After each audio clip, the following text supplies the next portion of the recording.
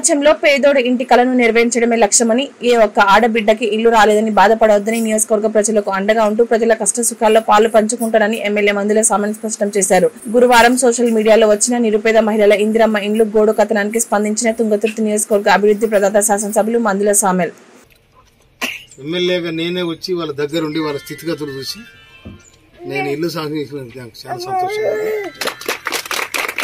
ఎందుకంటే ఇంత దీనావస్థలో ఉండరు, ఇంత దీనావస్థలో ఉండరు.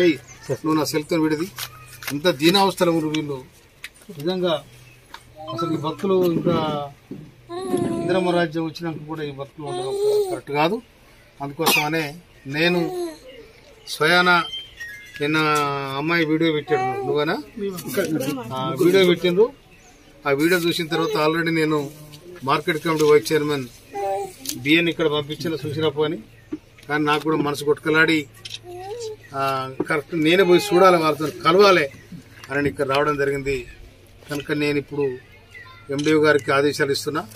ఈ 4గురికి వెనకాల ఒక ఇల్లు ఉంది, ఈ 3 కూడా ఇల్లు ఇచ్చేయాలి. ప్రొసీడింగ్ ఇచ్చేస్తే మీరు తిప్పల వాడి కట్టుకోవాలి. ఇంకా